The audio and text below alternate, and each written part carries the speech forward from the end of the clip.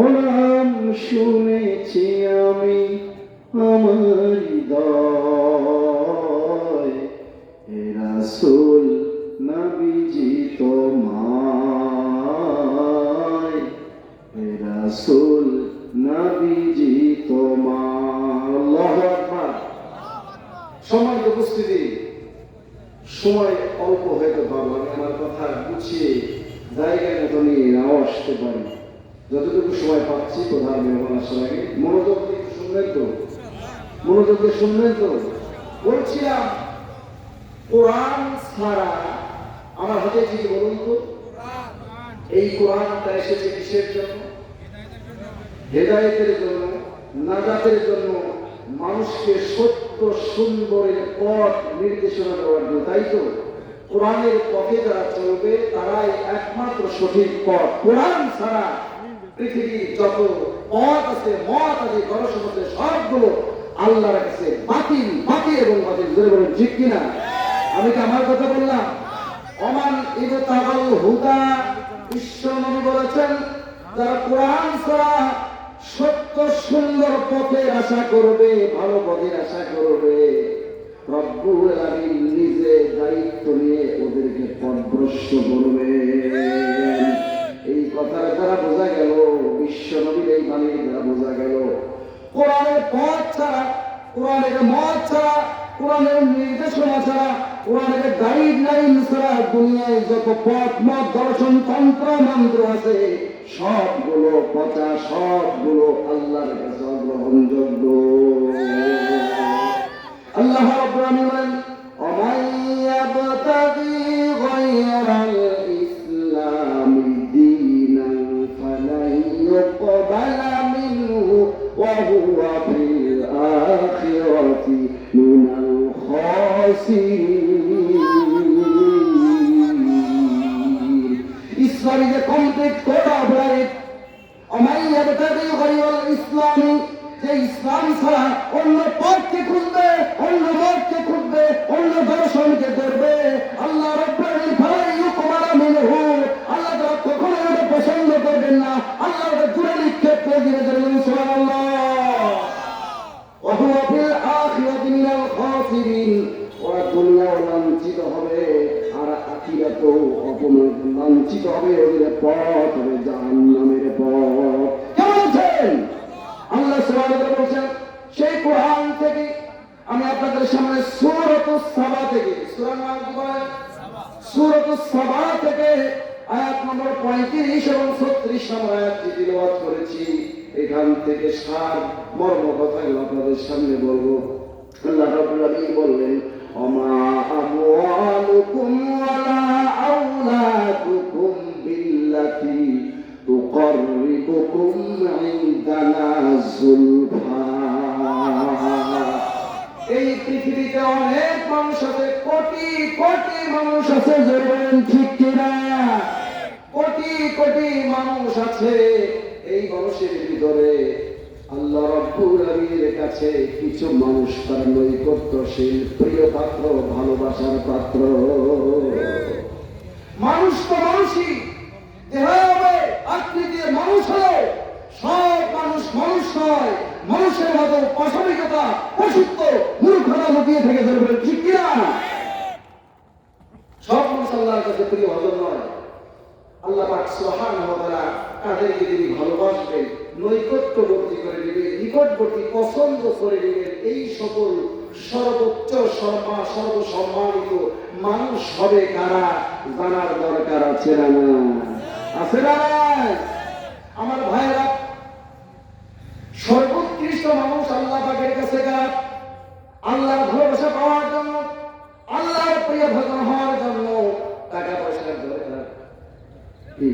টাকা পয়সা দিয়ে আল্লাহর ভালোবাসা অর্জন করা যাবে, ক্ষমতা দিয়ে আল্লাহর ভালোবাসা অর্জন করা যাবে, প্রভাব প্রতিপত্তি দিয়ে, জনগণ খবর দিয়ে, নেতা কর্মী দিয়ে কোনো কিছু নয়। আল্লাহর ভালোবাসা অর্জন করবে কারা? রব্বুল আলামিন বলেছেন এই আয়াতের মধ্যে, এই গোলাপতি অর্জন করবে যারা। আল্লাহর ভালোবাসা কারা অর্জন করবে? আল্লাহর প্রিয় ভজন কারা? আল্লাহর কাছে পছন্দনীয় কারা? আল্লাহ পাক সে কথাই বলে দিয়েছেন,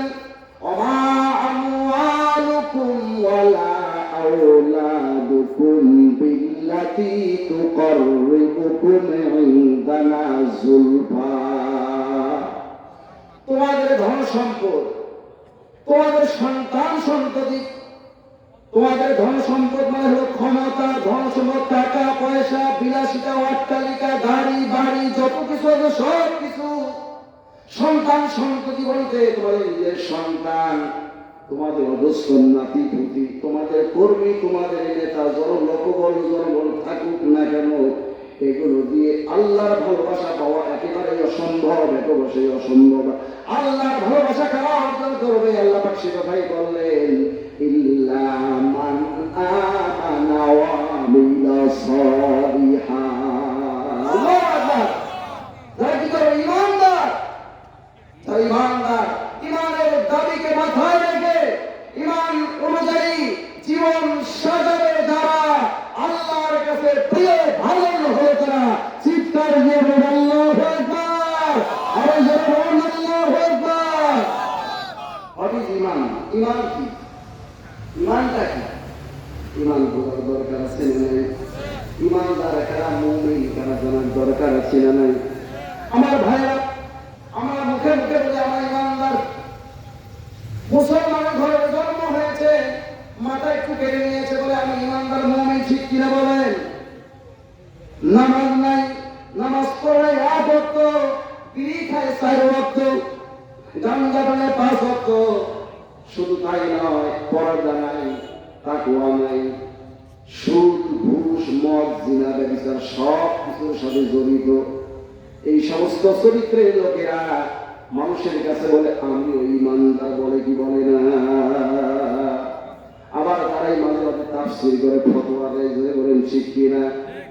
তাহলে ঈমানদার কারা? মুখে বললে হবে না। আল্লাহ পাক ঈমানের পরীক্ষা নেবেন কি নেবেন না?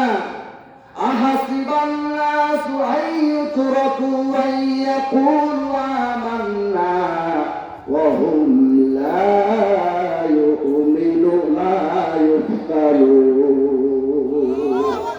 তুমি মুখে মুখে বলছো আমি ঈমানদার, ঈমানদারের দেখা মুমিন, ঈমানদার, এই কথা বললে তুমি পার পেয়ে যাবে না। অবশ্যই তোমাকে ঈমানের বহিঃপ্রকাশ করতে হবে। জোরে বলে ঠিক কিনা? বোঝাও। কোরআন সুন্নাহ থেকে সহি কথা বলবো, কোরআন থেকে ডাইরেক্ট কথা বলছি। যদি সন্দেহ হয় আসলে এখানে বসুন। আমার ভাইরা, ঈমান আনতে হয় 3 ভাবে। জোরে বলেন কয় ভাবে? আরো জোরে বলেন কয় ভাবে? ঈমানের 3টি স্তর, 3টি জিনিসকে, 3টি জিনিসের দাবিকে মেনে নিয়ে পূর্ণাঙ্গ মানার পরে ঈমানদার হতে হয়। নাম্বার 1, ইকরার বিল লিসান, মুখে মুখে ঈমানদার হওয়া, মুমিন হওয়ার দাবি করতে হবে, স্বীকৃতি দিতে হবে। 2 নম্বর হলো তাসদিক বিল জিনান, যেটা আপনি মুখে মুখে বলবেন সেটা আপনার অন্তরেও থাকার দরকার আছে না নাই? মুখে মুখে মিষ্টি কথা, ভালো কথা, মানবতার কথা, মানব দরদি কথা, কিন্তু মনের মধ্যে বাটপারি, ইসলাম আর কোরআন রাসূলের বিদ্রোহী মতাদর্শ দুনিয়ায় কায়েম করতে চায়। আল্লাহ পাক বলেন, ইয়া আইয়ুহাল্লাযীনা আমানু লিমা তাকুলুনা মা লা তাফআলুন। একটা বাক্য আমার মুখের বানানো কথা যদি কথা বলতে বলি, আমাকে ধরে কোরআন করবো, আয়াত বলবো, হাদিস বলবো, আর আমার কথা নাকি দলিল উপস্থাপন করবো। ঠিক কিনা? আমার ভাইয়ের আল্লাহ পাক বলেন, তুমি যদি ঈমানদার বলে নিজেকে দাবি করো, মুমিন বলে নিজেকে পরিচয় দাও, বড় মুসল্লি সাজো, তাহলে তোমাকে মুখে মুখে যদি ঈমানের কথা বলো, তাহলে ওই বিষয়গুলো তোমার অন্তর ধারণ করতে হবে। অন্তরে এক আর মুখে এক, এর নাম কি মুমিন না মুনাফিক? বিশ্বনবী বলেছেন, যারা মুখে মুখে এক কথা বলে অন্তরে আর এক, মানে মুখে মুখে দ্বীনের কথা বলে, ঈমানের কথা বলে, ইসলামের কথা বলে, আর মনে মনে মনে মনে ইসলামকে বাস দেওয়া, ইসলামকে উৎপাদন করে দেওয়ার, ইসলামের আহালদের করে দেওয়ার গুলো যারা চিন্তা করে, পরিকল্পনা করে, ষড়যন্ত্র করে, ওদের মুখে এক আর মনে এক, আল্লাহ বলেছেন এরা হলো টাটকা মুনাফিক। আমার ভাইরা, সালাতের সাথে সম্পর্ক নাই, সাথে সম্পর্ক নাই, কোরআনকে মানে না, কোরআনের আইনকে জীবনের পরিকল্পনা বা নকশা হিসেবে মানে না, কোরআনের কথা শুনে নেই, কোরআনের আলোচনা শুনে নেই, কোরআনের শিক্ষার কথা শুনে নেই, মনটা বড় ভারী হয়ে যায়, কালো হয়ে যায়, মনটা খুব বিরাগ হয়ে যায়। আছে না নাই? আমি আমার মুখের কথা বললাম না। 17 নম্বর পারা 19 নম্বর পৃষ্ঠা সূরাতুল হজ আয়াত খোলেন, দেখেন আল্লাহ পাক বলছেন, এই চরিত্রের লোকদের বর্ণনা দিয়ে বলেন, ওয়াইদা তুতলা আলাইহিম আয়াতুনা বাইয়িনাতিন তারিফু বি বুজুহিল্লাযীনা কাফারুল মুনকার। হে নবী, আপনি যখন আয়াত তেলাওয়াত করেন, আমার বাণী, আমার কোরআন, আমার সত্য বাণী যখন খুলে খুলে খুলে খুলে বর্ণনা করেন, ওরা সব দ্বারে সব বুঝে, বোঝার পরেও নিজের সত্তা, নিজের চরিত্র, নিজের স্বভাবের সাথে না মিলার কারণে ওদের মুখটা কালো হয়ে যায়। কারণ হলো ওরা বাতিল তাগুতের শিক্ষা, তাগুতের দর্শনকে জমিনে বাস্তবায়ন করতে চায়, ওদের ভালো লাগে না। শুধু তাই নয়, অন্য আরেকটি আয়াত আল্লাহ পাক বলেন, সূরাতুন নিসা আয়াত নম্বর 59, ধরে নিন কত? আয়াত নম্বর 59, কোরআন খুলে খুলে বলবো। আল্লাহ পাক বলছেন, ইয়া আইয়ুহাল্লাযীনা আমানু আতিউল্লাহ ওয়া আতিউর রাসূলা ওয়া উলিল আমরি মিনকুম। হে ঈমানদার দাবিদার লোকেরা শোনো, তোমাদের জন্য ফরজ হলো আল্লাহর আনুগত্য করা। আল্লাহ যত বিধান দিয়েছেন, যত নির্দেশনা দিয়েছেন, সব মানা ফরজ না নফল। তাহলে 5 ওয়াক্ত সালাত পড়া কার হুকুম? পর্দা করা কার হুকুম? এরপর সুদ ভিত্তিক অর্থ ব্যবস্থাকে কবর দেওয়া কার হুকুম? যাকাত ভিত্তিক অর্থ ব্যবস্থা চালু করা কার হুকুম? এগুলো যদি আপনার পরিকল্পনায়, আপনার দর্শনে, আপনার চিন্তায়, আপনার কাজে যদি না থাকে, তাহলে বুঝতে হবে মুখে মুখে ইমানের খই ফোটালো ওই সকল লোকেরা ইমানদার নামের টাটকা মুনাফিক। বলেন ঠিক কিনা? লিল্লাহি তাকবীর, লিল্লাহি তাকবীর। প্রধান বক্তার আগমন, শুভেচ্ছায় স্বাগতম। লিল্লাহি তাকবীর।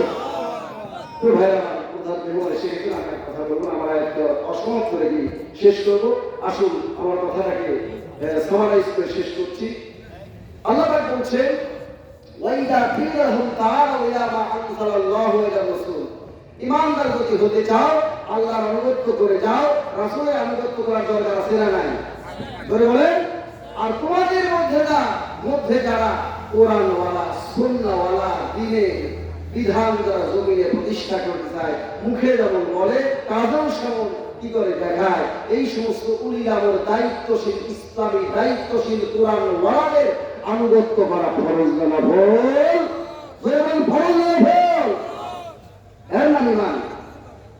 এরপরে ওয়াইদা কিলা লাহুম তাআলাউ ইলা মা আনজালাল্লাহু ইলা রাসূল, যখন তাদেরকে বলা হয় ফিরে আসো আল্লাহর দিকে, ফিরে আসো, যে কোরআন, যে কিতাব নাযিল হয়েছে সেই দিকে ফিরে আসো, তখন আল্লাহ বলছেন, ওয়াইতাল মুনাফিকিনা ইয়াসুদ্দুনা আনকা সুদুদা। তখন হে নবী, আপনি দেখতে পাবেন ওদের মনটা কালো হয়ে যায়, মুখটা বাঁকা হয়ে যায়, ওরা এই পথ থেকে ফিরে অন্য দিকে পথ নেয়, রাস্তা নেয়। আছে না নাই? আছে না নাই?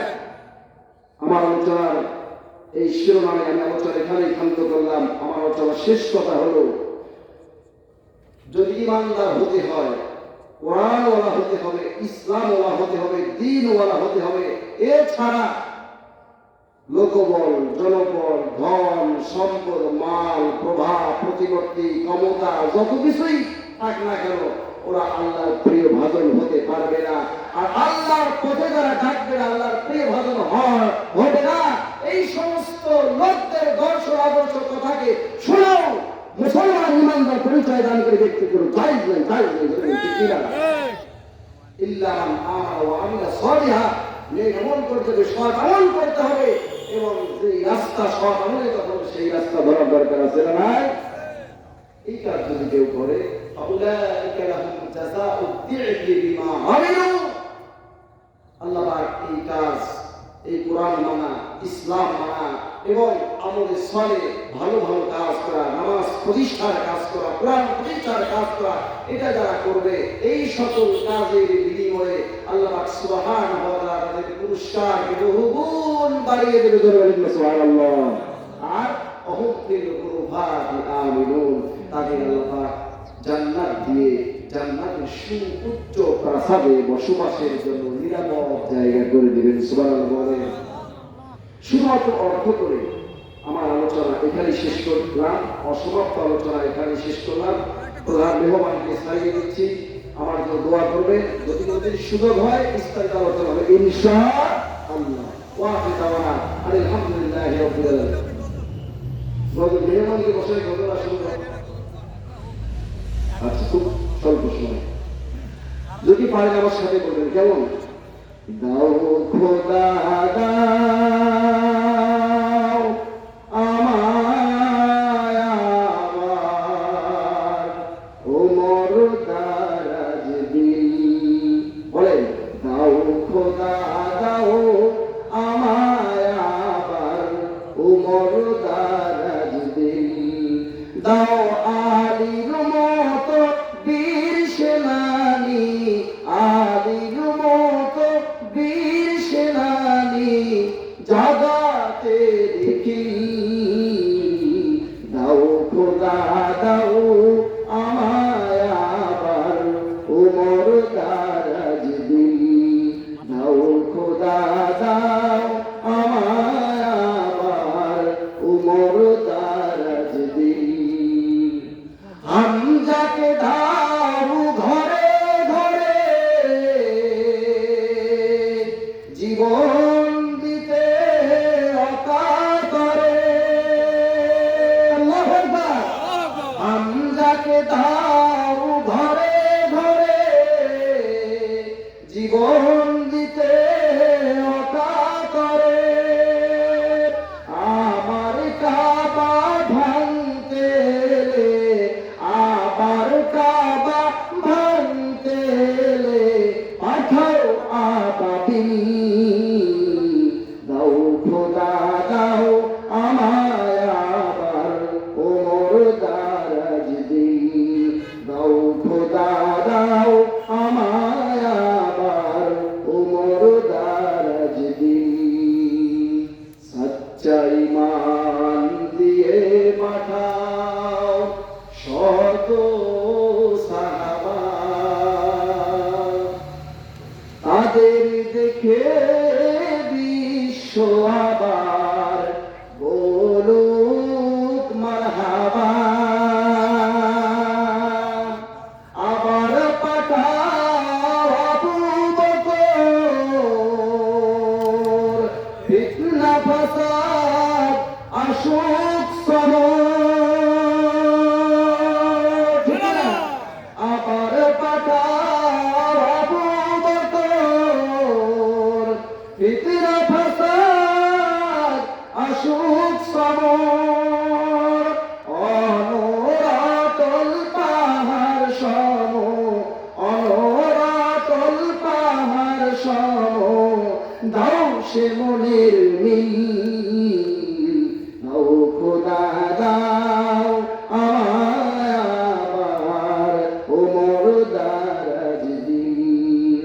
দাও খোদা দাও আমায় আবার ওমর দারাজ দিল। আসসালামু আলাইকুম। ধন্যবাদ আজকের এই মাহফিলের দ্বিতীয় বক্তাকে তার মূল্যবান ওয়াজ ফরমানের জন্য এবং একটি গজল শোনানোর জন্য ওনাকে আমি মাহফিলের পক্ষ থেকে ধন্যবাদ জানাচ্ছি। এ পর্যায়ে আপনাদের সামনে কোরআন এবং হাদিসের আলোকে বক্তব্য রাখবেন দেশ বরেণ্য আন্তর্জাতিক খ্যাতি সম্পন্ন কোরআন ও ইসলামিক স্কলার, মিডিয়া ব্যক্তিত্ব, বিশিষ্ট শিক্ষাবিদ, লেখক, গবেষক ও প্রখ্যাত ওয়াজিয়ান আল হাজ মৌলানা মোহাম্মদ আবু হাসান বিন সিরাজ নওগাঁ। আবু হাসান বিন সিরাজ নওগাঁ তাকে তার মূল্যবান বক্তব্য রাখার জন্য